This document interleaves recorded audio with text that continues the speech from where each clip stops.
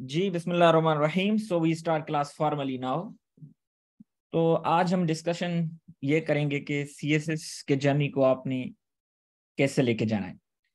एक तो कुछ लोग होते हैं जो प्रिविलेज्ड होते हैं, ठीक है, कि वो लाहौर या कराची, इस्लामाबाद, पेशावर या किसी और बड़े शहर में जा सकते हैं और वहाँ पे प्रिपरेशन स्टार्ट कर सकते हैं। दूसरे वो लोग होते हैं, वो प्रिविलेज्ड भी हों या प्रिविलेज्ड ना भी हो, बट वो घर पे रह के प्रिपरेशन अपनी करना चाह रहे होते हैं।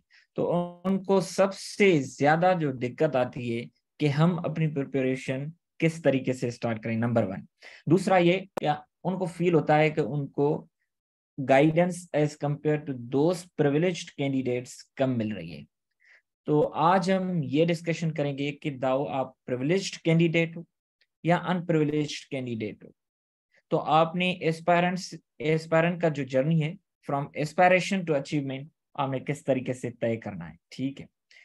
तो सबसे पहले कुछ लोग शायद नए भी हों, तो उन लोगों के लिए थोड़ी मैं फाउंडेशन बना लूं 4-5 मिनट्स में कि सीएसएस के जो एग्जाम होते हैं उसमें एक स्क्रीनिंग होती है 200 मार्क्स की। आपने 33% पे पास करनी होती है। It means you have to achieve 66 marks out of 200 marks and there is no any negative mark.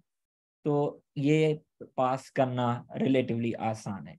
दूसरी बात कि इसमें रिटन एग्जाम होता है।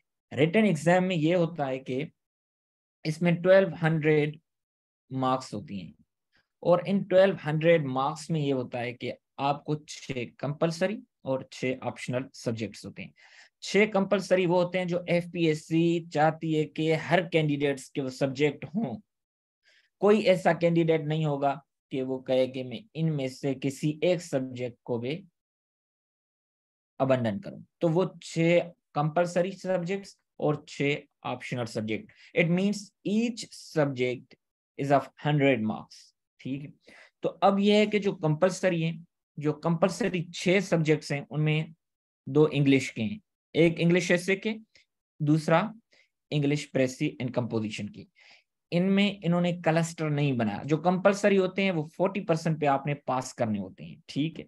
100 में से 40 मार्क्स। ऐसे में आपको 10 क्वेश्चंस या 8 क्वेश्चंस जितने भी हो, आपको एक क्वेश्चन अटेम्प्ट करना होता है। उसी एक क्वेश्चन में ही आपने 40 मार्क्स उठानी होती हैं। अगर उसी एक क्वेश्चन में गलती हो गई तो आप इधर उधर चले गए तो इट मींस आप डीरेल हो जाते हैं अपने जर्नी से।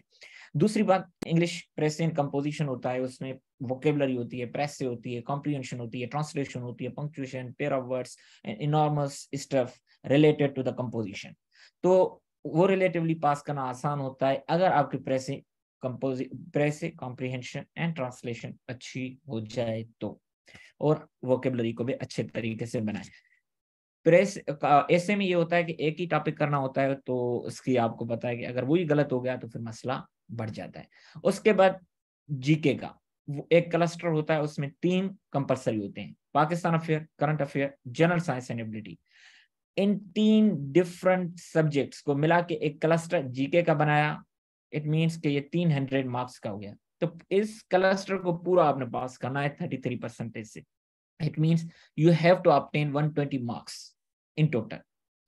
आपने एक सब्जेक्ट में 0 ली, दूसरे सब्जेक्ट में 70 ली, तीसरे सब्जेक्ट में 60 ली। It means you have obtain 130 marks out of 300 marks including 0 in any other subject.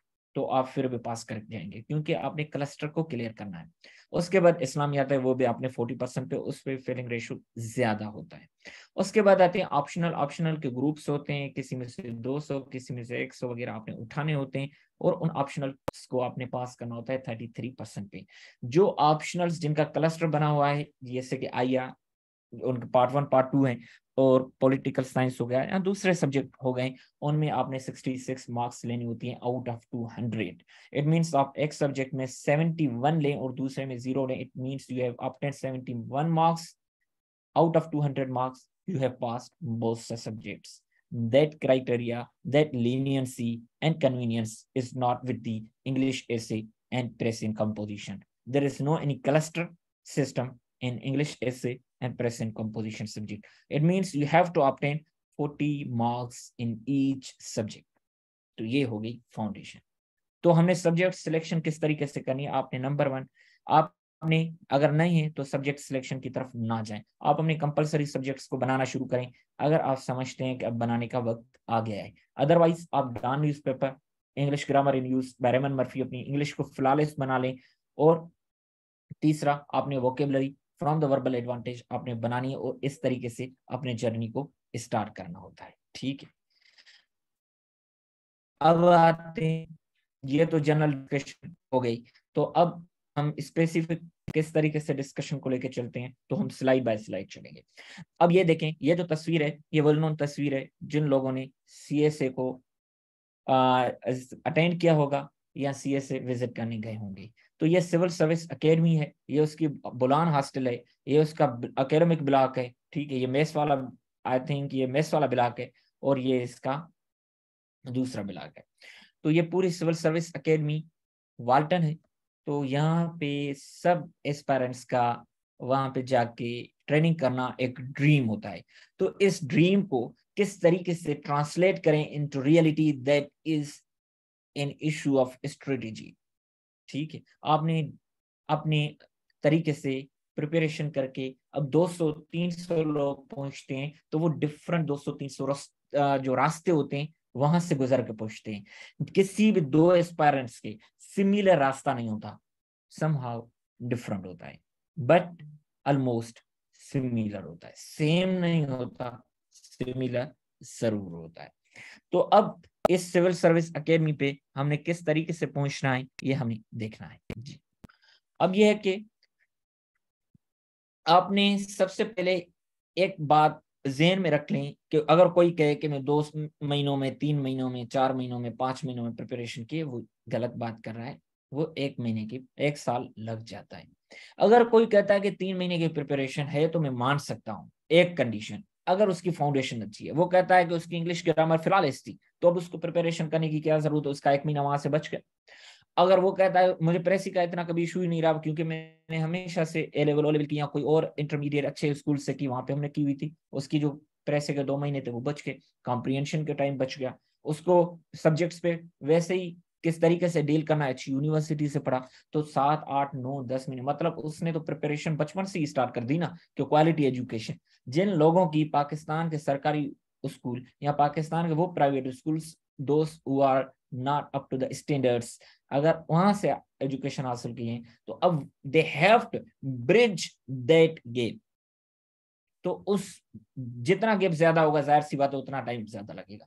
अब गैप कम होगा तो टाइम कम लगेगा। 3-4 महीनों वालों की कहानी ये है। तो आपने उन पे कभी भी ट्रस्ट नहीं करना, क्योंकि अगर वो बंदा बचपन से ही किसी बेहतरीन कॉलेज में बाहर से करके आया, एक बंदा है जो बाहर से डिग्री करके आया, वो तो इंटरमीडिएट में क्रिएटिव राइटिंग का कोर्स करते हैं, फिर तो आप तो ग्रेजुएशन के बाद ही जो इंग्लिश ग्रामर इन यूज अभी पहली बार उठा रहे हैं। तो जाहिर सी बात है, if you start comparing yourself with that candidates, so you are going on the right और इनकरेक्ट पाथ, ठीक, रॉन्ग पाथ। तो आपने अच्छे तरीके से अपनी स्ट्रेटेजी बनानी है, that is the customized strategy. ठीक है, तो आप देखें कि इंग्लिश एसे या English precis and composition, only 700 to 800 candidates or aspirants passed the essay or press and composition। जब हम इन दोनों को मिलाते हैं और बाकी सब्जेक्ट्स को मिलाते हैं, ओनली 250 to 300 कैंडिडेट्स पास कर पाते हैं।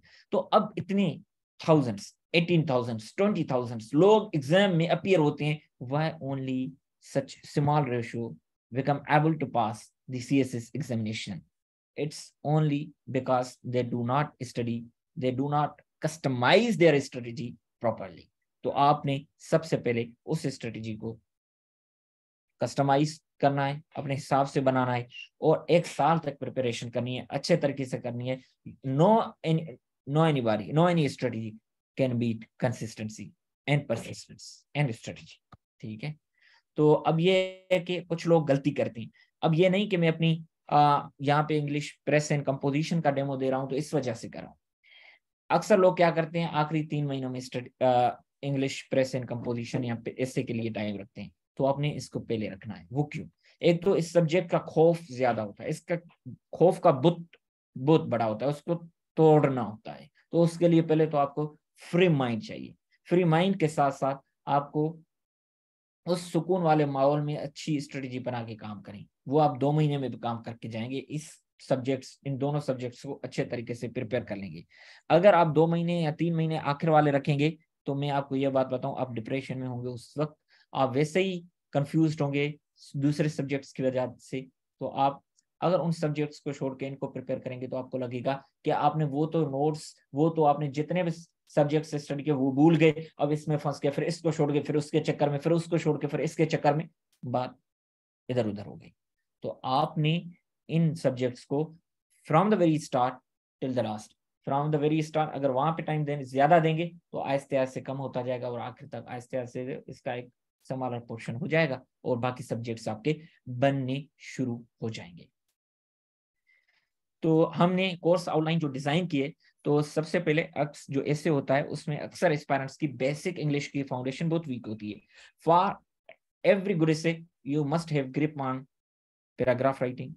For every good paragraph you must be able to write effective sentences. तो उसके लिए मैंने 2 classes, 1.5 class basics of English से, उसमें रिलीवेंस किस तरीके से मेंटेन करनी है at sentence level, at paragraph level, at essay level, similarly unity, coherence, organisation and effective sentence writing at sentence level, then unity and coherence organization at paragraph level as well as at essay level. तो उसके बाद हमने paragraph writing किस तरीके से करनी है, types of paragraph, topic sentence किस तरीके से बनाना है, कंक्लूडिंग सेंटेंस किस तरीके से बनाना है, उसके 4, 5, 6 मेथड्स किस तरीके से हैं, इफेक्टिव सेंटेंस जो सेकंड सेंटेंस है, जो बॉडी का सेंटेंस है, इट्स वेरी इंपॉर्टेंट। ठीक है, अक्सर जो मेंटोर्स होते हैं इस पे फोकस नहीं करते, बॉडी का फर्स्ट सेंटेंस होता है टॉपिक सेंटेंस के बाद।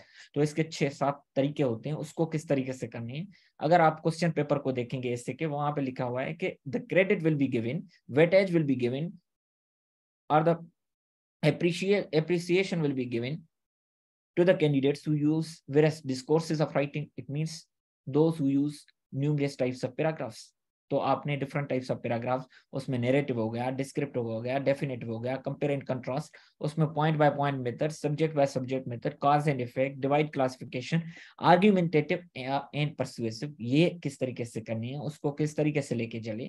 तो इस तरीके से तो इससे पास नहीं होगा। थीसिस स्टेटमेंट, थीसिस स्टेटमेंट में art of developing effective thesis में, अच्छी थीसिस स्टेटमेंट किस तरीके से बनती है, उसके इंग्रेडिएंट्स क्या हैं, उसमें कॉम्प्लेक्स सेंटेंस यूज होता है, कंपाउंड होता है, सिंपल होता है, वन स्टेटमेंट होती है, 2 सेंटेंस होती है, किस तरीके से होती है, पूरा आपका जो थीसिस होता है, thesis statement is the central pillar on which the whole outline, on which the whole essay is built upon.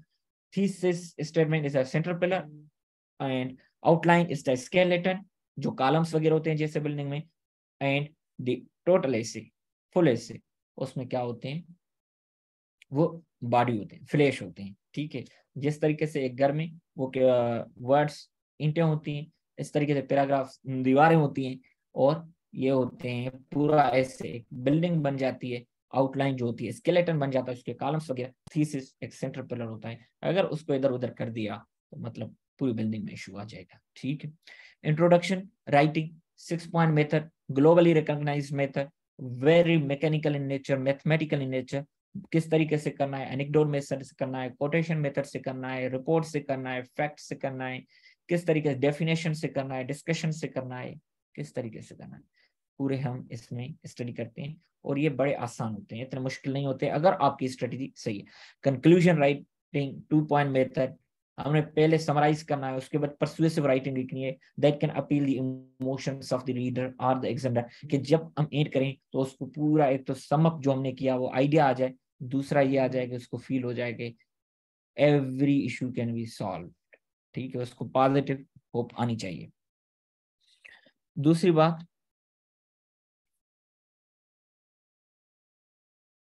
दूसरी बात ये कि हमने ये करना है कि आपने कंक्लूजन के बाद हमें फोकस करना है बॉडी के पैराग्राफ्स। ठीक है, ये राइटिंग हमने उससे पहले ही सॉरी बॉडी के पैराग्राफ्स हमने सीख लिए। तो अब ये हमने इस तरीके से फुल ऐसे सीख लिया। उसके बाद हमने क्या करना है कि आउटलाइन राइटिंग पे फोकस करना है, स्टडी करना है। तो सबसे पहली दिक्कत है कि फ्रेज में लिखनी है, सेंटेंस में लिखनी है। मैं आपको थोड़ा इस पे आइडिया दे दूं कि फ्रेज में लिखना आसान है क्योंकि उसमें सब्जेक्ट वर्ब एग्रीमेंट की गलती नहीं होती है, उसमें आपके सेंटेंस स्ट्रक्चर को स्टडी एग्जामिनर फाइंड आउट नहीं कर पाता। अब सेंटेंस राइटिंग में ये होता है कि सब्जेक्ट वर्ब एग्रीमेंट की गलती हो सकती है, बार बार वही सेंटेंस स्ट्रक्चर लिखेंगे, वहां पे फंस जाएंगे। अब ये है कि जो सेंटेंस स्ट्रक्चर लिखेगा और एग्जामिनर को वहां से गलती नहीं मिलेगी, तो अब मुतासिर किस में से होगा, फ्रेज में से होगा, सेंटेंस में से होगा, जाहिर सी बात है सेंटेंस में से होगा। जो लास्टली प्रिपेयर करते हैं at the very last moment, वो अगर उनकी सेंटेंस स्ट्रक्चर्स पे ग्रिप नहीं है, सब्जेक्ट वर्ब एग्रीमेंट पे ग्रिप नहीं है, तो वो बेहतर है फ्रेज पे जाएं। अगर इस टाइम पे जो स्टार्ट करते हैं वो सेंटेंस पे प्रैक्टिस करें क्योंकि उस पे एग्जामिनर का ज्यादा कॉन्फिडेंस होता है। अगर आपकी सब्जेक्ट वर्ब एग्रीमेंट की गलतियां हैं, सेंटेंस स्ट्रक्चर्स की गलतियां हैं, तो आपकी ऐसे में कहीं ना कहीं तो देखेंगी, एग्जामिनर पकड़ लेगा। वो कोई बेवकूफ बंदा तो नहीं है, वो एक यूनिवर्सिटी का कोई डीन होगा, पीएचडी प्रोफेसर होगा, वीसी होगा, तो वाइस चांसलर होगा। इस तरीके से कोई बंदा तो नहीं होगा कि कोई जो है हो टीचिंग असिस्टेंट वगैरह टाइप, तो बंदा चेक नहीं करेगा। तो यही बात है, तो आपने इसको अच्छे तरीके से प्रिपेयर करना है और हम इंशाल्लाह क्लासेस में भी डिस्कशन करेंगे। अब उसके बाद आते हैं टॉपिक्स। अक्सर हमने ये फोकस करना होता है कि हमने एरियाज को बनाए। अब रिसेंटली एग्जाम जो एसए का हुआ था उसमें टॉपिक्स आए थे, तो अक्सर क्रिटिसिज्म ये हो गई कि मेंटोर्स कहते हैं एरिया बनाए और जबरदस्ती टॉपिक्स को उनके अंदर जो है लिंक बनाने की कोशिश करते हैं। तो मेरी उनके लिए ये आंसर है कि जो लोग वो कहते हैं वही लोग होते हैं या तो अपने सारे अटेम्प्ट्स ज़ाया कर चुके होते हैं या अभी अटेम्प्ट में नहीं गए होते, तो वो कंफ्यूज्ड कैंडिडेट्स होते हैं। हमने एरिया ही बनानी होती है। टॉपिक एजुकेशन से रिलेटेड आएगा ना, meaning and purpose of education, meaning purposive education. 1957 या 1955 के दौर में meaning and purpose of education उस वक्त पे आया। Education ills and remedies, education को एजुकेशन पे आता है, हायर एजुकेशन पे आता है, साइंस एजुकेशन पे आता है, मेरिट्स एंड डीमेरिट्स ऑफ को एजुकेशन पे आता है। तो हमने जब all dimensions, global and Pakistani context, Singaporean model, Korean model, Finland model, Scandinavian countries model, तो ये बनाएंगे तभी तो हम टॉपिक कर पाएंगे ना। ठीक है, इस तरीके से women empowerment, gender equality, traditional male role, तो इन पे भी हमने एरियाज ही बनाने हैं, हमने अच्छे तरीके से इन पे प्रैक्टिस करनी है। ठीक है, और इसके अलावा सोशल मीडिया, हाइब्रिड वॉरफेयर, आप देखें सारा दिन इस मुल्क में सोशल मीडिया की गेम चलती है। ठीक है, तो आपने देखा है कि वही पार्टीज आगे अपने जो है रेटरिक को, अपने प्रोपेगेंडा को, अपने मैसेज को डिलीवर कर पाती हैं जिनकी सोशल मीडिया पे ग्रिप पे फिफ्थ जनरेशन वार्स चल रही हैं, तो इनकी फिर हम प्रैक्टिस सेशन डेली करते हैं। इसी तरीके से global warming, climate change, myth है, रियलिटी है, ठीक है, पूरा इस पे हमने टॉपिक को स्टडी करना होता है, एरिया प्रिपेयर करना होता है। ठीक, इतना हमने स्पेसिफिक उस फील्ड में साइंस में नहीं चले जाना कि वो एग्जामिनर फील करे कि उसको वो कीवर्ड्स ही नहीं आते। अब उन कीवर्ड्स, मुश्किल कीवर्ड्स को किस तरीके से, अगर एग्जामिनर के नहीं पता है तो उसको किस तरीके से हम इस समझाएं कि वो समझता है, किस तरीके से उसकी डेफिनेशन दें और कहाँ पे डेफिनेशन दें, that is the issue of technique. उसके बाद governance, institutional decay, corruption, these social issues you know that are prevalent in Pakistani society. उसके बाद इस्लामोफोबिया, हेड क्राइम्स, ठीक है, और अगेंस्ट रिलीजियस मिनॉरिटीज, ये आजकल भी चल रही हैं। प्रियंका कुमारा जो श्रीलंका का सिटीजन था, यहाँ पे सियालकोट में जॉब करता था, उसको मार दिया गया। मिशाल खान पे झूठा जो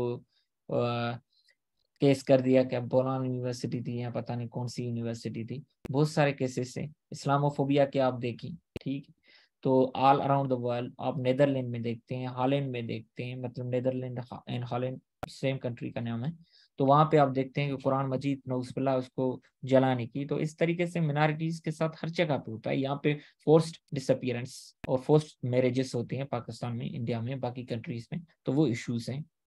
ग्लोबलाइजेशन एंड फ्यूचर, ग्लोबलाइजेशन का जो थोड़ा लिंक बनता है वो आईआर के साथ बनता है, बट करंट अफेयर के साथ पे वो ही बनता है।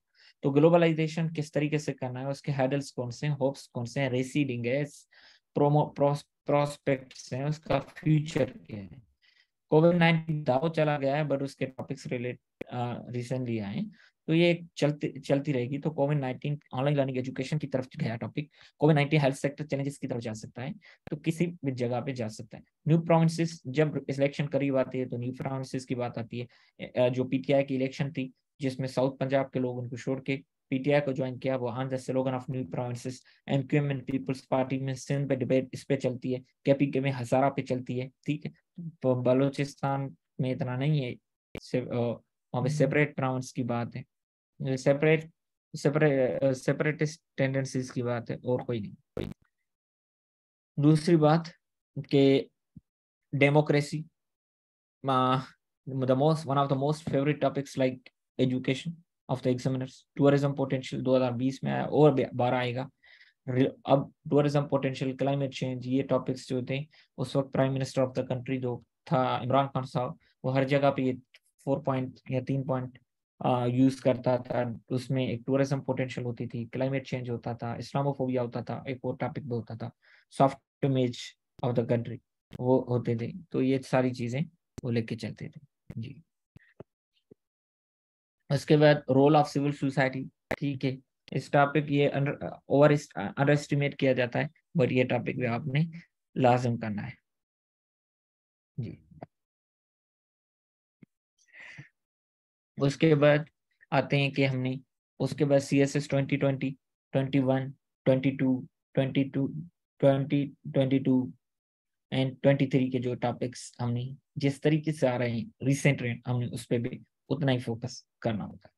उसके बाद 2 ग्रांड मॉक टेस्ट हैं, जो प्रीवियस सेशन है उनकी रहती है, इंशाल्लाह नेक्स्ट वीक में उनकी हो जाएंगी एक, उसके बाद फिर दूसरे वीक में। तो हमने ये सारी चीजें देखनी होती हैं कि किस तरीके से हमने इंट्रोडक्शन लिखना है। ये पूरा मैंने आपको ऐसे का प्लान बता दिया हमने इस तरीके से, और डेली टेस्ट्स होंगे इंशाल्लाह, और कंपोनेंट्स ऑफ गुड ऐसे introduction, body, flow, coherence, each and every dimension, ये जो various discourses of paragraph writing ये देखें, तो हमने इनको करना होता है। इन सारे कंपोनेंट्स पे इंशाल्लाह तरीन फोकस किया भी गया है कि पिछले 9-10 सेशंस जितने भी हम किए हैं, और इन सेशंस में भी हम करेंगे। और ये जो है प्रेसे में हमने वैसे भी ये जो मैंने यहाँ पे आपको सिलेबस दिखा रहा हूँ कम है, हम उनमें ज्यादा करते हैं। हमारी पंक्चुएशन की टेस्ट होती है, हमारी ग्रामर की टेस्ट होती है, हमारी वोकेबलरी की टेस्ट होती है, बहुत सारी टेस्ट होती है, ठीक है। प्रेसे को किस तरीके से करना है, कॉम्प्रीहेंशन की 30 पैसेजेस, वोकेबलरी बिल्डिंग किस तरीके से करनी है, 3500 जो जीआरई की वोकेबलरी है कहाँ से करनी है, वर्बल एडवांटेज से किस तरीके इसकी टेस्ट होती है, ट्रांसलेशन की टेस्ट होती है, पंक्चुएशन, प्रिपेयर और इडियम। हम फोकस करते हैं पंक्चुएशन करेक्शंस पे, इडियम पे नहीं करते। अगर 5000 आप इडियम्स प्रिपेयर भी करें, ईच इडियम 10 मिनट्स लेता है, तो 5000 प्रिपेयर करने के लिए आपको 50,000 मिनट्स चाहिए, ठीक है। अगर आप 3000 भी करते हैं तो 30,000 चाहिए, 1000 भी करते हैं तो 10,000 चाहिए। तो मुझे ये बताएं कि फिर भी आपके 2 या 3 ही लगते हैं। अगर वो आपने 3 मार्क्स की चक्कर में इतना टाइम ही वेस्ट करना है, तो बेहतर क्या है कि आप वो 3 मार्क्स ज्यादा किसी और जगह से लें और इनके रूल्स स्टडी कर लें। 5 में से वैसे ही आपके 2-3 समझ बूझ के साथ आ ही जाती है मार्क्स। बाकी आपने पंक्चुएशन से 5 आउट ऑफ 5, करेक्शन से 5 out of 5, pair of words से 5 आउट ऑफ 5, ग्रामर से 5 आउट ऑफ 5, नरेशन से ज्यादा मार्क्स मिल जाती हैं, एक्टिव पैसिव वॉइस ये करेक्शन वगैरह में आ जाती हैं। तो ये तो मैंने आपको प्लान बताया कि हमने किस तरीके से करना है। थोड़ा जो कैंडिडेट्स उनको लगता है कि वो इसलिए आए हैं कि उन्होंने पहले सेशंस लिए हुए हैं या वो नहीं लेना चाहते, तो ये नहीं है कि हम ये कहें कि हम उनको क्यों गाइडेंस दें। हमारा मी बीइंग अ मेंटोर, मेरा मकसद ये नहीं है कि सिर्फ एस्पायरेंट्स की रजिस्ट्रेशन में लालच रखूं, कुछ डिलीवर भी करूं। जिस तरीके से मैंने दिक्कत उठाई आप ना उठाएं। तो English 101 virtual university by Suraiya Shafiq Mir, ये मैं अपने कैंडिडेट्स को भी कराता हूँ, आप लोगों के लिए, कि आपने 22 से लेसन और आपने इसको है 35 तक, यह आपने लाजिम करनी है, ठीक है। अगर आपको नहीं मिलता, आपके साथ मैं अपने ग्रुप की लिंक भी शेयर कर लेता हूँ। अगर आपको नहीं मिलता मुझे बताएं, मैं आपके साथ ये बुक शेयर कर लूंगा, ठीक है। तो कोई मसला नहीं है। और दूसरी बात यह है कि और बुक्स मैं आपको दिखाऊं जो मैंने खुद भी ये रीड की है अपनी पढ़ाई के वक्त। The element of style, one of the best books, best seller book है। अगर आप इस बुक को नहीं करते तो आपकी गलतियां कैसे रिमूव होंगी। आप बुक्स को स्टडी करें, इतना मुश्किल सब्जेक्ट है और आप कोई बुक स्टडी नहीं करते इस पे। बाकी बुक्स, बाकी सब्जेक्ट्स के लिए आप रिकमेंडेड रीडिंग्स पे चले जाते हैं वगैरह, फला फला फला। बाकी इन ऐसे और प्रेसिकली आपने रिकमेंडेड रीडर्स को, रिकमेंडेड जो राइटर्स हैं उनके बुक्स आप स्टडी नहीं करते बेहतरीन बुक्स, तो आप किस तरीके से सीखेंगे? ये आपको अच्छे तरीके से इसके दो पार्ट्स हैं, आप एक सेटिंग में कर सकते हैं या दो सेटिंग में। तो आपको ये बताएगा कि मेजर डिजीजेस ऑफ राइटिंग कौन सी हैं। On writing will one of the best books, classic guide writing non fiction, किस तरीके से लिखा जाता है, क्लटर को किस तरीके से खत्म करें, रिडंडेंसी को किस तरीके से खत्म करें, राइटिंग को इफेक्टिव किस तरीके से बनाएं, how to write essays, one of the outstanding books again Don शार्च का, किस तरीके से उसको करना है, एसे को पैराग्राफ को किस तरीके से मेंटेन करना है, सपोर्टिंग डिटेल किस तरीके से, जो आपको इनमें काम की चीजें लगी वो आप चूज करें। ऐसे writing skill one of the comprehensive books, इसमें आपको डिफरेंट पैराग्राफ्स के जो डिस्कोर्सेज हैं ये आपको करने को मिलते हैं, और पंक्चुएशन वगैरह की जो गलतियां होती हैं ये पंक्चुएशन की, ये आपको इस बुक में अच्छे तरीके से मिल जाती हैं। और ये जो बुक है थोड़ा हैवी बुक है, जब आप जिस तरीके सीरीज में मैंने आपको बुक बताएं उसी सीरीज में आपने करनी है। अगर ये बुक ना भी करें तो कोई इतना फर्क नहीं पड़ता, क्योंकि ये बहुत हैवी है। अगर बाकी बुक्स कोई कर लेता है तो उसके बाद अगर उसको टाइम बचता है तो फिर मॉडल फॉर राइटर्स पे आए, यूनिटी किस तरीके से मेंटेन करते हैं उसमें बेस्ट राइटर्स के बेस्ट पैसेजेस हैं, कोहेरेंस पे, रिलीवेंस पे, एक एक पॉइंट पे बड़े बड़े पैसेजेस हैं। तो आपको इस पे टाइम ज्यादा कंज्यूम होता है और मुश्किल बुक है। अगर आप डायरेक्ट इस पे आएंगे तो फिर आप ऐसे ऐसे भाग जाएंगे। Fundamentals of essay and answer writing skill, once again the best book, Anudeep Durishetty, IAS officer, UPSC का एग्जाम 5th अटेम्प्ट में नंबर 1 पोजीशन ली थी।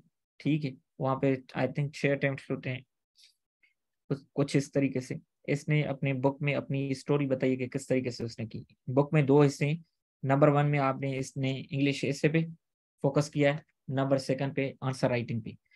जो नंबर 1 वाला बुक है और पार्ट है उसमें जो इंग्लिश ऐसे इनकी पैराग्राफ राइटिंग डिफरेंट टेक्निक से, बट आपने कंक्लूजन राइटिंग वहां से करनी है, बेहतरीन तरीके से इसने सिखाई हुई है किस तरीके से सम अप करना है, किस तरीके से आखिर में परसुएसिव राइटिंग लिखनी है। दूसरे पार्ट में इसने आंसर राइटिंग स्किल्स बताई हैं।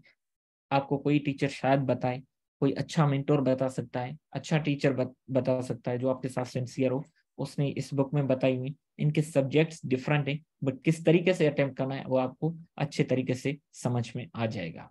छोटा सा बुक है अपनी कहानी पे, तो इतना मुश्किल नहीं है। वोकेबलरी के लिए वर्बल एडवांटेज बुक 3500 की वोकेबलरी हो जाती है। 10 लेवल से, हर लेवल में 50 वर्ड्स हैं, 10 लेवल में 500 वर्ड्स हैं। That cover 3500 vocabulary, the book claims, and I also support his claim। तो आपने अगर हर लेवल में 50% डेली वर्ड्स 10 करेंगे, उसके बाद एक टेस्ट है, तो आप एक लेवल 5 दिन में और 6ठे दिन पे रिवीजन, 7वें दिन पे रेस्ट, एक वीक में एक लेवल हो जाएगी। 10 वीक्स में 10 लेवल हो जाएंगी। इट मीन्स 2.5 मंथ में पूरा बुक 3500 वोकेबलरी कर लेंगे। आधी भूल जाएंगे, फिर रिवीजन करेंगे, आखिर तक चलता रहेगा, आपकी वोकेबलरी बिल्डअप होती जाएगी। इशू आएगा कि ये एक्टिव वोकेबलरी नहीं है, ये डेड वोकेबलरी है। तो मैं आपको बात बताऊं कि प्रेस से राइटिंग में 20 वर्ड्स की वोकेबलरी आती है। एक तो आपने जो एसे का पेपर आपने 34, 33, 35 पे फेल करना था, आप वो पास कर लेंगे। दूसरा, अगर आपको वोकेबलरी नहीं आएगी तो आप प्रेस को किस तरीके से समझेंगे और अटेम्प्ट करेंगे, कॉम्प्रिहेंशन को किस तरीके से समझेंगे, आपने जो है ट्रांसलेशन को किस तरीके से अटेम्प्ट करेंगे, तो आप बाकी कंपोनेंट्स को किस तरीके से देखेंगे, ठीक, पेरा वर्ड्स किस तरीके से करेंगे, इडियम्स को किस तरीके से ब्रेक करेंगे, और right word at the right place English essay में किस तरीके से लिखेंगे। ठीक है, तो वोकेबलरी आपने मल्टी डायमेंशन से बनानी। मेरा यूट्यूब चैनल है विजन एकेडमी के नाम से, मैं आपके साथ वो भी जो है शेयर कर लेता हूँ, उसकी जो लिंक है आखिर में, वो भी आप सब्सक्राइब भी करें। उसमें मैंने रील्स बनाए हैं, importance of vocabulary and how to build vocabulary, तो आपने उनको भी देखना होता है। ठीक है, तो आप उसको भी देखें। और उसके अलावा अगर वोकेबलरी नहीं बनाएंगे, आपने वोकेबलरी डाउन न्यूज़पेपर की भी बनानी है, वर्बल एडवांटेज से भी बनानी है, और आपने दूसरा ये भी करना है कि रात को आधा घंटा बुक रीडिंग करेंगे। 3 डायमेंशनल वोकेबलरी बनेगी तो डेड एक्टिव वोकेबलरी हो जाएगी। ठीक है, उसके बाद एस्पायरेंट्स कहते हैं हम रीडिंग के लिए कौन से बुक्स, ये विल ड्यूरेंट का बुक है फॉलन लीव्स। इसमें अगर आप शुरुआत से स्टार्ट करना चाहते हैं, वैसे I do not recommend books to start from the very first content page, to the last, but कुछ बुक्स हैं जो हमने इस तरीके से करनी है। विल ड्यूरेंट का जो बुक है foreign leaves is one of thing. अगर आप ये नहीं करना चाहते तो फिर आप ट्रैक टू पाकिस्तान वो स्टार्ट करें, क्योंकि वो आपका एक नॉलेज बेस इंक्रीज करेगा related to the Pakistan affair and current affair context. ठीक है, तो आपने इस बुक्स को स्टार्ट कर लेना है। तो उसके बाद थीसिस स्टेटमेंट किस तरीके से बनानी है, ये बुक है, बेहतरीन बुक है, आपको अच्छे तरीके से गाइड करता है कि आपने थीसिस स्टेटमेंट को किस तरीके से प्रिपेयर करना है। ठीक है, तो अगर आप इस तरीके से इनको स्टडी करेंगे अपने बुक्स से, अगर आप सिर्फ एग्जामिनर पे डिपेंड करेंगे तो मैं आपको गारंटी देता हूँ आप फिर उलझ जाएंगे। अगर आप बुक्स को स्टार्ट खुद करना शुरू कर देंगे फिर आपको इतनी कोई दिक्कत नहीं होगी और आप अच्छे तरीके से कर पाएंगे। इसीलिए जो बुक्स मैंने आपको रिकमेंड किए वो बहुत ही आसान बुक है, सवाए एक आधे बुक के। ठीक है, आपने उन बुक्स को अच्छे तरीके से करना है। ठीक, तो बाकी मैं आपके साथ अपने ग्रुप की लिंक भी शेयर कर लेता हूँ जो जनरल ग्रुप है। तो कोई मसला नहीं, आप उन ग्रुप्स को ज्वाइन करें, आपको मटेरियल रात तक या सुबह तक भी उनमें मिल जाएगा। ठीक है, तो हो तो मैंने आप सबके साथ वो शेयर कर दिया जी। दूसरी बात अब ये है कि आपको मैंने सिलेबस भी दिखाया, ये जो है कॉम्प्रिहेंशन का। अब ग्रामर के लिए आपने English grammar in use Raymond Murphy, ये आपने इस बुक को, फोर्थ एडिशन है, 45 लेसन है, डेली 3 लेसन पे करेंगे तो 15 दिन में पूरा हो जाएगा। उसके बाद फिफ्थ एडिशन उठाएं, 145 लेसन है, डेली 5 लेसन पे करेंगे 29 डेज में हो जाएगा। इस तरीके से आप क्या हो जाएगा कि आपकी तकरीबन 1.5 महीने में या 1.5 महीने में आपने अच्छे तरीके से फिर ये हो जाएगा कि 44 डेज में, तो ऑलमोस्ट 1.5 महीने में आपने ग्रामर की फ्लॉलेस अपनी ग्रामर बना देनी है। ठीक, उसके बाद दूसरी बात यह है कि अगर मैं आपको ये बताऊं कि पंक्चुएशन, हमने पंक्चुएशन एक्टिव प्रोसेस से करनी है।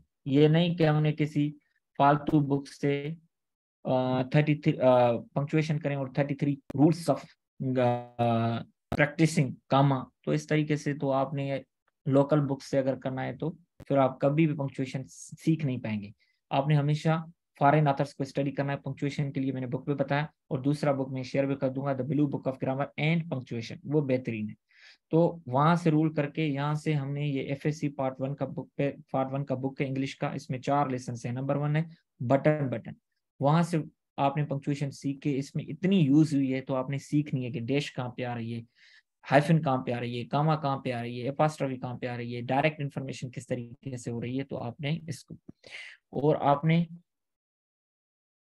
उसके अलावा आपने ये है कि ब्रश अप योर इंग्लिश, ये लोकल बुक है बट ये कि आपको करेक्शन में हेल्प देता है।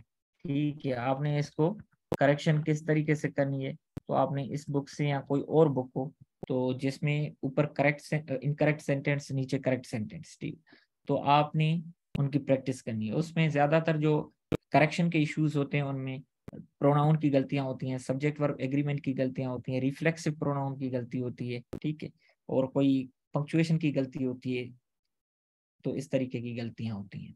तो हम वैसे सेशंस में भी ये करेंगे। प्रेस राइटिंग में जो घर पे बैठ के स्टडी करना चाहते हैं तो वो आर.एच. डिलन से स्टार्ट कर दें, वो शुरुआत से जिस तरीके से बुक बताता है उसी तरीके से करें, तो आपकी आर.एच. डिलन से अगर करना शुरू कर देंगे तो आपको फिर कोई दिक्कत नहीं होगी। हम इन क्लास में भी 1-2 दिन आर.एच. डिलन के बुक को देखते हैं। ठीक है, जितने बुक्स मैंने आपको दिखाए हम यहाँ पे भी देखते हैं। ये हमने थोड़ा, मैं आपको अपना डेमो दे दूं कि हम CSS 2020 में हमने ये टॉपिक्स भी अभी रिसेंटली भी किए, तो इसमें हमने थीसिस बनाना सिखाई। ठीक है, किस तरीके से बनाते हैं ये मैंने अपनी बनाई हुई है। इन टॉपिक्स को हमने इन डिटेल डिस्कस किया हुआ है, इनका इन पे लास्ट जो सेशन है होमवर्क चल रहा है वो इंशाल्लाह संडे तक इनका आ जाएगा। ये मैं अपने जो एसेज होते हैं वहां से एग्जांपल्स निकाल के वो अपने राइटर्स से समझाने की कोशिश करता हूँ, और पूरी स्लाइड्स अपने राइटर्स के हिसाब से ही बनी हुई हैं, ताकि एस्पायरेंट्स को जब डायरेक्ट इंफॉर्मेशन होगी, डायरेक्ट लर्निंग होगी, तो वो अच्छे तरीके से समझ पाएंगे। ठीक है, मीनिंग पर्पसिव एजुकेशन, ये जो रिसेंट क्वेश्चंस आए थे तो उसमें भी देखा, ये एक एस्पायरेंट का काम है। तो उस एस्पायरेंट ने from the very first sentence काम शुरू किया, अल्हम्दुलिल्लाह 3 वीक्स में उसने फुल ऐसे अच्छे तरीके से लिखना स्टार्ट किया। ये मेरी वेबसाइट है www.cssvision.com, वहां से आपने अपने जो है वहां पे आ जाए। अभी वेबसाइट इन मेकिंग है, अभी इसमें कोई हमने वो नोट्स डाउनलोड करने के लिए कोई भी हमने अभी आईडी वगैरह रजिस्ट्रेशन लाजिम नहीं की। वैसे आप रजिस्ट्रेशन भी करें, आप यहाँ से नीचे स्क्रॉल करेंगे तो आप free of cost without any single rupee आपने इन नोट्स को डाउनलोड कर सकते हैं। ठीक है, तो आपने इनको देखना है। तो बाकी मैं अपने यूट्यूब की चैनल की भी आपके साथ लिंक शेयर कर लेता हूँ, तो आप उसको सब्सक्राइब करें ताकि आपको वीडियोस पे मिले। रिसेंट मैंने 15 से 16 रील्स भी बनाए हुए हैं, तो आप वो भी देखें और अपने दोस्तों से भी इनको सब्सक्राइब कराएं। जिन एरियाज पे आप चाहते हैं कि वीडियो बनना चाहिए, तो आप वीडियोस के अंदर कमेंट भी करें। ठीक है, मुझे व्हाट्सएप पे कमेंट करने से अच्छा है कि वहां पे कमेंट करें, क्योंकि उन कमेंट्स को वेटेज ज्यादा मिलती है। ये आप फीडबैक देख सकते हैं, ये पेरेंट्स का, ये उनकी अपनी दिली ख्वाहिश से ये उनका फीडबैक है। ठीक, अगर कोई क्वेश्चन है तो आप चैट बॉक्स में लिखें और मैं आपके क्वेश्चन को आंसर करने की कोशिश करूंगा। रजिस्ट्रेशन के लिए मैं बताऊं कि 6 वीक का सेशन होता है। ठीक, तो हम उसमें इंग्लिश से प्रेजेंट कंपोजिशन को कहते हैं। रमजान की वजह से हमने 20% वैसे ऑफ रखी हुई है 8000। ठीक, अगर किसी को रजिस्टर होना है तो इस नंबर से रब्ता करें या मुझसे डायरेक्ट मेंटोर से भी रब्ता कर सकता है। ठीक है, मैं अपना नंबर भी आपके साथ शेयर कर लेता हूँ, कोई इशू नहीं। अगर आप ज्वाइन करते हैं तो मोस्ट वेलकम, नहीं करते कोई इशू है, 24/7 आई एम अवेलेबल टू। आपको कोई गाइडेंस चाहिए, आपको कोई राइटअप चेक करवाना है, समझना है, ठीक है, तो जाहिर सी बात है इस पेरेंट्स को जो रजिस्टर है उनको तो मैं टाइम दे पाऊंगा, बट जो भी कोशिश होगी मैं आपको भी जरूर फैसिलिटेट करूंगा। ठीक है, तो ये तरीका है। अगर किसी को लगता है कि उसको थोड़ी गाइडेंस चाहिए तो कोई इशू नहीं, रजिस्टर्ड है नॉन रजिस्टर्ड है तो मुझे कोई उसके लिए फर्क नहीं पड़ता। ठीक है, बाकी सेशन के लिए रजिस्टर्ड होना लाजिम है। ठीक है, और कोई क्वेश्चन हो तो आप पूछ लें, चैट बॉक्स में लिख लें ताकि मैं आपको, हाँ नोट्स मेकिंग आपको मैं थोड़ा बताऊं। आपने नोट्स मेकिंग सबसे पहले हुक होता है एग्जामिनर्स के, ये जो उन्होंने सिलेबस बनाया, आपने कभी भी सिलेबस खोल के कंटेंट देख के नोट्स नहीं बनानी, आपने हमेशा नोट्स बनानी है पास पेपर्स को देख के। आपने देखा होगा 2015 के बाद सिलेबस चेंज हुआ था, 2016 इन ऑनवर्ड्स, 2016 17 18 19 20 21 19 से पेपर्स बड़े डेंजरस आने लगे। 2016 में वो एस्पायरेंट्स थे जो पुराने सिलेबस वाले थे और नए सिलेबस वाले भी थे। तो अब जाहिर सी बात है एकदम से सिलेबस चेंज किया तो एग्जाम में तो नहीं कर सकते थे ना। तो अब आपने 2016 से पास पेपर्स को देख के जो टॉपिक 2016 के क्वेश्चन पेपर निकाला, आपने आपने क्या किया कि उस क्वेश्चन पेपर को, ये पेपर आपने उठा लिया। ठीक है, आपने एक पेपर उठा लिया तो आपने एक क्वेश्चन पेपर, 7 क्वेश्चन होते हैं और हर सब्जेक्ट में सवाल इससे के एमसीक्यूज पे होते हैं। पहला क्वेश्चन, उसके बाद 7 क्वेश्चन, आपने एक क्वेश्चन लिख लिया, ठीक है, ब्रेक करके, उसके बाद दूसरा लिख लिया, उसके बाद तीसरा लिख लिया, गैप देके इसी तरीके से 7 लिख लिए। 2017 का उठाएं, जो इन 7 टॉपिक्स के साथ मिलता है उनके गैप में लिख लें, आगे 8 9 10 लिख लें।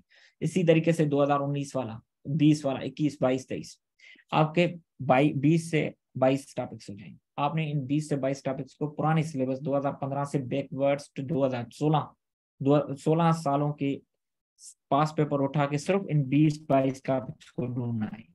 अब जो टॉपिक ज्यादा आया है उसको नंबर 1 दें, जो सेकंड पे आया है उसको number 2, most repeated to least repeated list बनाए। इस पे मैंने बहुत अच्छा 5-6 मिनट का वीडियो भी बनाया हुआ है और डेमो सेशंस में मैंने जिक्र किया हुआ है। ठीक है, इनके नोट्स मेकिंग पे मैंने लिया। तो उसके बाद आपने क्या करना है कि अब जो आखिरी कुछ टॉपिक्स ऐसे होंगे जो एक एक बार रिपीट होंगे, क्योंकि वो सिचुएशनर्स होंगे। जैसा कि 2009 में पाकिस्तान अफेयर करंट अफेयर्स से रिलेटेड एक टॉपिक आया था कि इंडिया यूएस न्यूक्लियर डील, क्योंकि 8-9 में न्यूक्लियर डील उनकी हुई थी।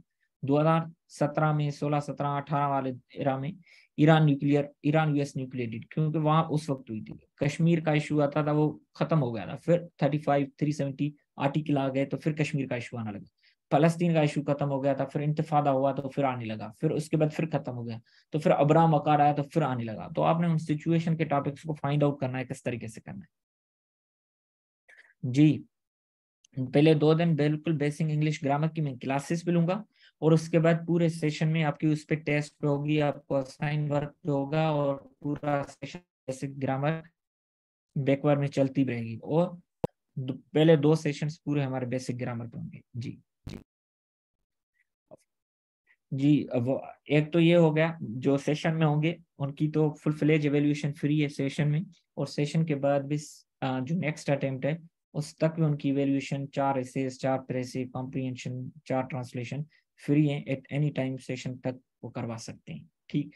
बाकी जो सेशन सिर्फ इवेल्यूएशन के लिए अटेंड करना चाहते हैं तो उनके लिए ये है कि मैंने बिल्कुल सिंपल रखा हुआ है काम, इतना उनको कोई बर्डन नहीं दे रहे फीस का वगैरह का, ताकि कुछ हम भी डिलीवर कर लें। तो उनके लिए मैंने सिंपल रखे हैं। कोई हमने ये नहीं किया कि बाकी टीचर्स महंगा करते हैं या वो किस तरीके से देखते हैं, हमारा उनके साथ कोई लेना देना नहीं। ठीक है। तो मैंने आप लोगों के लिए 5 एसेस, 5 प्रेसिस, 5 कॉम्प्रिहेंशन, 5 ट्रांसलेशंस, ठीक है, ये सिर्फ 6000 में रखें। जो प्रेस, अक्सर टीचर्स क्या करते हैं कि प्रेस एंड कॉम्प्रिहेंशन दोनों में से कहते हैं एक डेमो कराएं इसी के साथ। ठीक है। और उस वो ट्रांसलेशन पे इंक्लूड नहीं करते। बट ये कि हमारा ये है कि किसी को समझ आ जाए, किसी का काम हो जाए, तो वो मैंने शेयर भी कर दिया है मैसेज में, वो जो हमने फार्मूला रखा हुआ है। ठीक है। अगर किसी को राब्ता करना है तो मैंने वो नंबर भी अपना भी शेयर किया हुआ है, तो ये भी नंबर जिस पर रजिस्ट्रेशन करवानी है वो दे। तो मेंटोर का नंबर भी मैंने अपना शेयर किया हुआ है, अभी भी कर रहा हूँ। अगर कोई क्वेश्चन है तो पूछ लें। Thank you Shagufta, thank you Ali.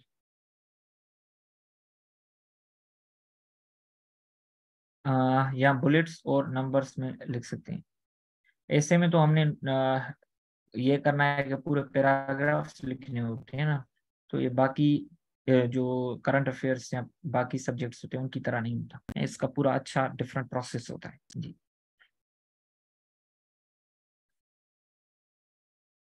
हम्म। और कोई क्वेश्चन?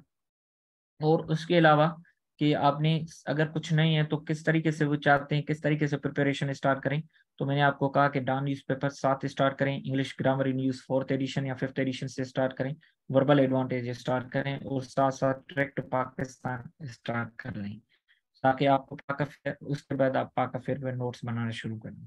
यू विजन अकेडमी मेरा जो है उस पर आपको मिलेंगे नोट्स किस तरीके से बनाएं, बेसिक इन्फॉर्मेशन आपको पूरी मिलेगी। आप खुद भी सब्सक्राइब करें, कमेंट करें, दोस्तों से भी करें।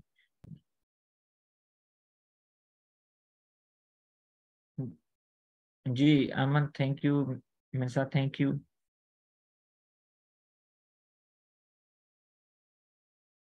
लिटरेरी एसेस अगर आप देखें तो हमेशा से आते रहे। तो जब भी इन 3 किस्म के एसेस आते हैं, एक socio political and economic issues से रिलेटेड, ठीक है, प्रॉब्लमेटिक एसेस या इशू बेस्ड एसेस हम करें। दूसरे argumentative essays of socio political and economic issues के जो टॉपिक्स होते हैं, जैसे education, ills and remedies, classrooms decide the fate of nation. Classrooms decide the fate of nation is an argumentative essay of the social issue जो education का था। But कुछ essays होते हैं जो लिटरेरी एसेज होते हैं। अब उनमें भी अगर आप देखें तो when life throws you lemons make them lemonade, argumented, philosophical, literary, वो हो जाएगा। बट कुछ एसेज होते हैं कोई लिटरेचर पे होता है, तो वो लिटरेचर पढ़ा, वो तो लिटरेचर की जो फील्ड का है वो बंदा ज्यादा कर पाए, क्योंकि वो सब्जेक्ट स्पेसिफिक हो गए। जो आर्टिफिशियल इंटेलिजेंस वाला होगा वो तो कंप्यूटर साइंस इलेक्ट्रॉनिक्स वाला बंदा ज्यादा कर पाएगा ना। तो कभी कभी सब्जेक्ट स्पेशलिस्ट टॉपिक पे आ जाते हैं। तो अब ये है कि आपने फिलोसॉफिकल टॉपिक्स को डील करना तो इतना मुश्किल नहीं, बट ये सब्जेक्ट स्पेशलिस्ट आते हैं तो फिर उसमें अगर आप रिलीवेंट बंदा घुस जाएगा तो फिर तो वो तो मारा जाएगा।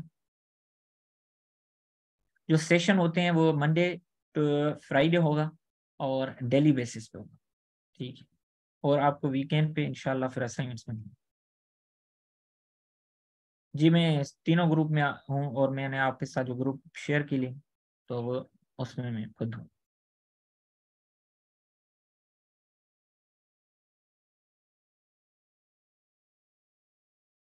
हाँ आयशा, ये आपकी बात को मैं थोड़ा सिस्टमेटिक करूँ, डिफरेंट टाइप्स वो एग्जामिनर खुद भी कहता है कि, बट ये है कि आपका क्रिएटिव राइटिंग का सब्जेक्ट है, वो अपना जो है दिमाग इसमें नहीं करना चाह रहा होता आप लोगों पे कि आपके रिजल्ट्स दूर करें, वो कहता होगा कि आप मिक्स करें।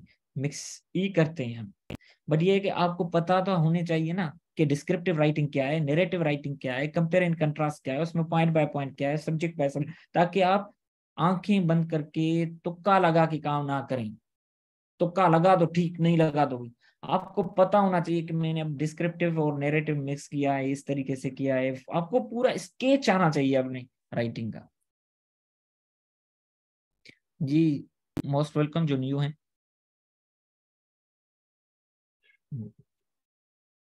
थैंक यू आकाश।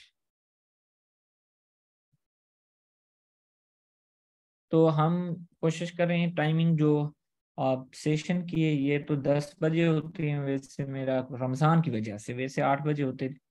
अब ये सोच रहा हूँ कि इसको हम 4 बजे कर लें, ताकि रमजान है तो उसके बाद, क्योंकि तराविया के बाद 10 बजे लाजिम नहीं सब लोग इतना लेट जाग, सोने का भी टाइम होता है कुछ लोगों की।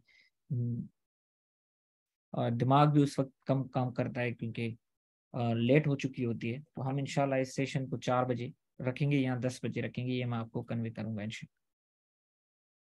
तो आई होप कि आप लोगों को इतना इशू नहीं होगा इस टाइम दोनों में।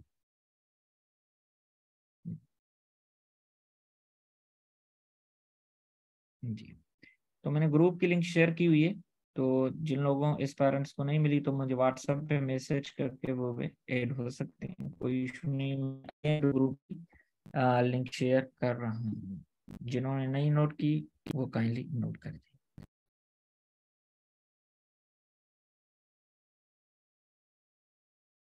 जी जी जी नूर, कोई मसला नहीं, मोस्ट वेलकम।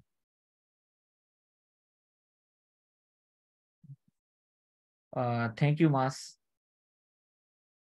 आफ्टर रमदान इंशाल्लाह वो हमारी जो हमेशा से टाइम होती है 8 बजे, 8 to 9 बजे, क्योंकि उस वक्त हमें मौका मिल जाता है क्योंकि नमाज बीच में नहीं आती ज़्यादातर। तो 8 से 9 बजे किसी को कोई इशू हो जाता है तो recording is share with them, but with respect, they must keep with them.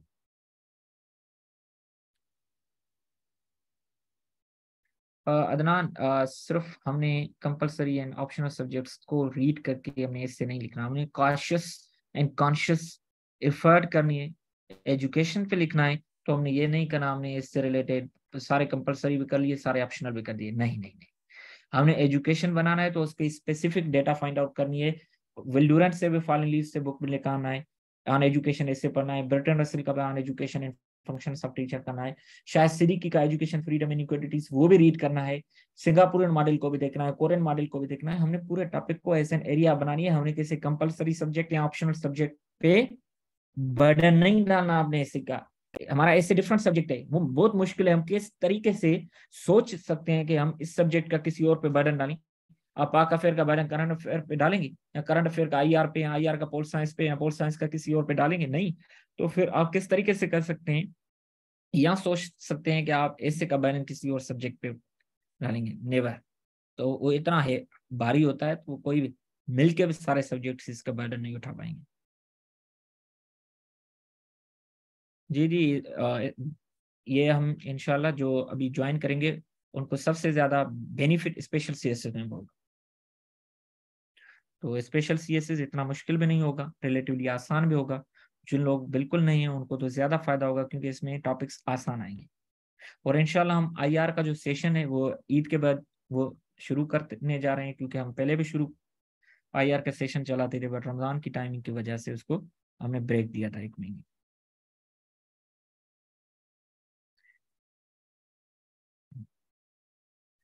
जी जी आयशा, इंशाल्लाह यही कोशिश करेंगे।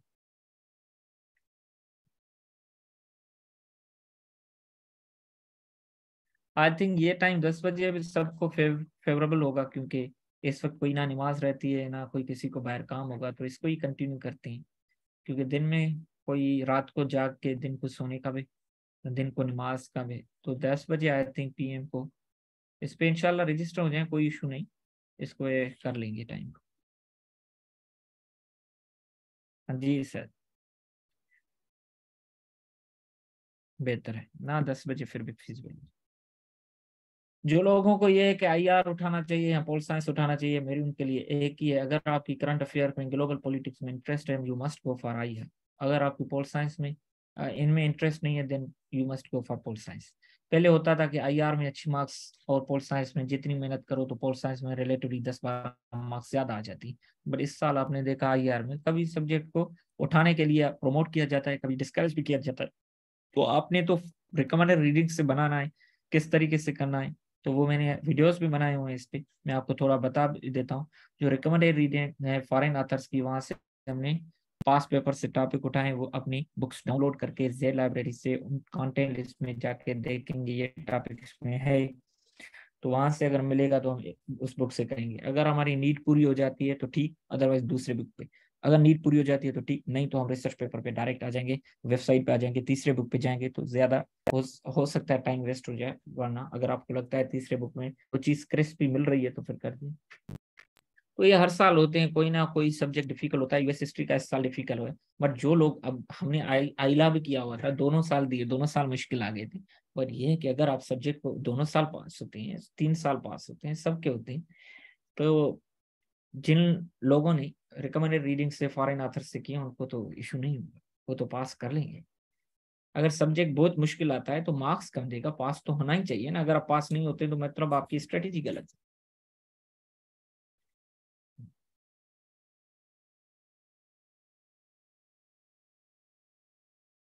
जी।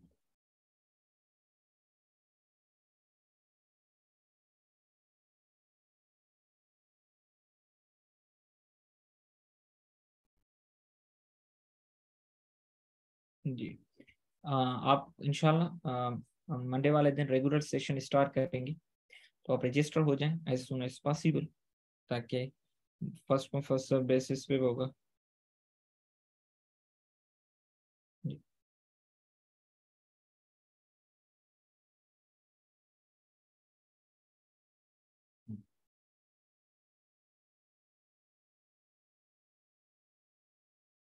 जी, हम इंशाल्लाह यही होगा कि हम 2 दिन पहले पूरे इफेक्टिव सेंटेंस राइटिंग और ग्रामर पे करेंगे, तो हम बिल्कुल एवरेज से भी लो इंग्लिश से ऊपर आएंगे। तो एवरेज वाले, लो इंग्लिश वाले इंशाल्लाह वो अगर साथ साथ मेहनत करेंगे तो क्यों ना, वो अच्छे तरीके से चल जाएंगे अगर मेहनत करेंगे तो। मेहनत के अलावा तो कुछ नहीं होगा। जी। और कोई question, otherwise we end the meeting.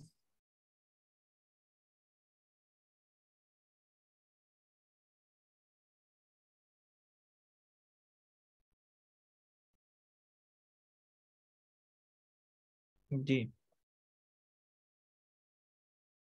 Okay guys, take care, अल्लाह हाफिज, सी यू ऑन मंडे। तब तक रजिस्टर हो जाएं। थैंक यू, अल्लाह हाफिज।